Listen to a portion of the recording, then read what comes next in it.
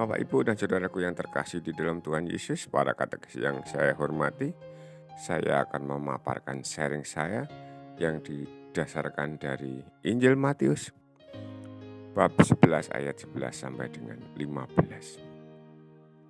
Barang siapa bertelinga, hendaklah ia mendengar. Di antara kita, adakah yang tidak bertelinga?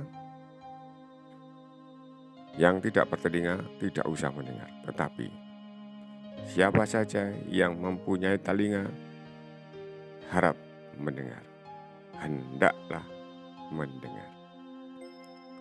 Bapak, Ibu, dan saudaraku yang terkasih di dalam Tuhan Yesus, banyak orang tua, orang yang dalam periode yang lalu itu bekerja keras untuk lingkungan kita, bekerja keras sebagai katekis, sebagai prodiakon, sebagai aktivis apa saja, yang banyak mengorbankan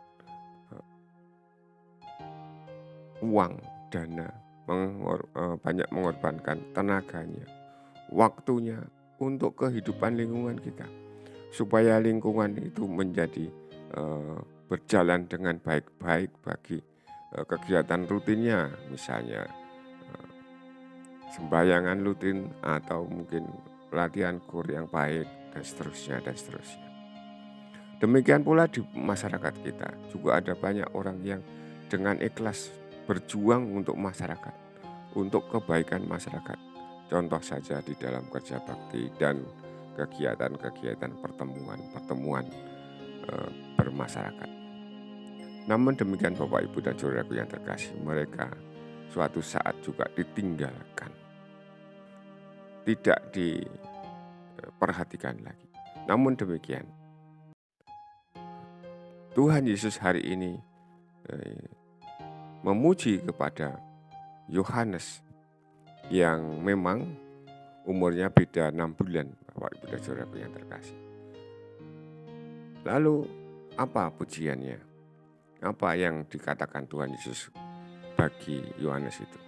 Mari kita dengarkan bacaan hari ini. Inilah Injil suci menurut Matius.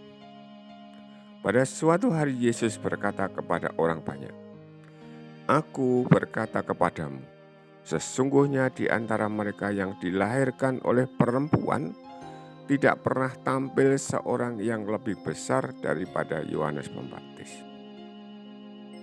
Bapak, Ibu, dan saudaraku yang terkasih, Yohanes Pembaptis adalah seorang nabi yang melebihi nabi-nabi sebelumnya, yang lebih besar dari nabi-nabi sebelumnya, yang dilahirkan oleh seorang perempuan. Bapak, Ibu, dan saudaraku yang terkasih di dalam Tuhan Yesus, Yohanes Pembaptis adalah orang yang mulia, yang hidupnya tidak di kerajaan, yang hidupnya tidak memakai pakaian yang indah-indah, yang hidupnya tidak memakan makanan yang lezat, yang biasa dimakan oleh orang-orang yang berada.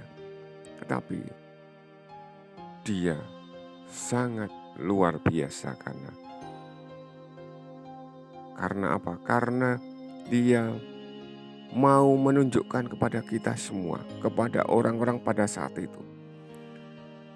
Supaya apa? Supaya mereka tahu, supaya mengetahui siapakah penyelamat manusia itu.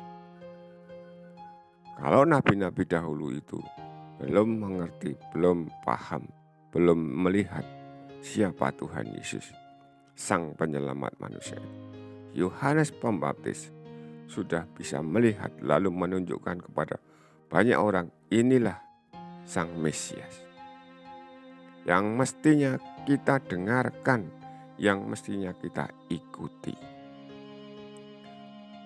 Lalu apa kata Tuhan Yesus? Namun yang terkecil dalam kerajaan surga lebih besar daripadanya. Bapak, Ibu, dan saudaraku yang terkasih di dalam Tuhan Yesus, siapapun yang terbesar di dalam dunia ini, Yohanes Pembaptis sekalipun, yang mulia itu tidak lebih besar dari yang terkecil dalam kerajaan surga. Ini kita membandingkan antara yang di kerajaan surga dengan yang di dunia ini. Meskipun yang di dunia ini sangat luar biasa mulianya, sangat luar biasa kekayaannya, tetapi kemuliaannya, tetapi dia pasti lebih kecil dibandingkan yang terkecil yang ada di dalam kerajaan surga. Bapak, Ibu, dan saudaraku yang terkasih di dalam Tuhan Yesus. Lalu Matius mengatakan, sejak tampilnya Yohanes Pembaptis hingga sekarang, kerajaan surga dirongrong dan orang yang merongrongnya mencoba menguasainya. Sebab semua kitab para nabi dan kitab Taurat bernubuat hingga tampilnya Yohanes.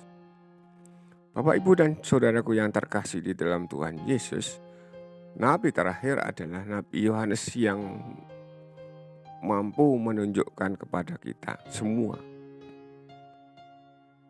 tentang Tuhan Yesus, tentang Sang Mesias, yang dimana pada hari-hari ini kita menantikan Tuhan Yesus di dalam masa Advent ini. Yohanes berusaha untuk meyakinkan kepada kita, mari kita seperti Yohanes menantikan Tuhan, menantikan Sang Mesias itu, menantikan Sang Emmanuel itu di dalam minimal diri kita masing-masing, di dalam kehidupan kita masing-masing, seperti yang Yohanes lakukan. Namun demikian Bapak, Ibu, dan saudaraku yang terkasih, ada banyak rongrongan. Rongrongan apa? Rongrongan akan kemuliaan, akan pilihan. Misalnya, apakah yang dunia ini mau disamakan dengan yang surgawi? Kadang-kadang orang mengatakan kita harus seimbang antara yang dunia dengan yang surgawi. Tidak, Bapak, Ibu, dan saudaraku yang terkasih. Kita semestinya lebih besar untuk surgawinya. Artinya kita mencari hal-hal yang duniawi untuk mengarahkan kepada hal-hal yang surgawi. Jangan sampai kita dirongrong, apalagi kesalahan-kesalahan itu mungkin akan terjadi ketika kita diberi pengajaran-pengajaran yang salah mengenai Mesias, mengenai keselamatan, yang itu semua merongrong kerajaan surga. Bapak, Ibu, dan saudaraku yang terkasih di dalam Tuhan Yesus, Tuhan mengatakan kepada kita semua, dan jika kalian mau menerima Yohanes itulah Elia yang akan datang itu. Barang siapa bertelinga, hendaklah ia mendengar.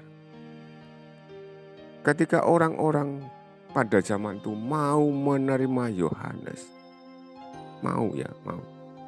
Ya, sebenarnya sama dengan menerima Elia. Tetapi apakah mereka semua mau menerima Yohanes? Tidak, saudaraku yang terkasih. Padahal mereka juga menginginkan Elia datang. Padahal mereka menanti-nantikan Elia. Ketika Elia itu datang dalam rupa Yohanes, mereka tidak percaya juga. Lalu apa yang terjadi kemudian? Mereka juga menanti-nantikan Sang Mesias. Tetapi ketika Sang Mesias sudah datang, mereka pun juga tidak mau menerima. Semoga kita semua pada saat Advent ini kita mampu benar-benar merasakan bahwa Tuhan sudah hadir pada kita. Sang Mesias sudah hadir pada kita semua. Lalu kita hari-hari berikutnya kita akan menjaga kehidupan kita supaya kehidupan kita mengarahkan kita kepada kemuliaan surgawi. Amin. Berkah.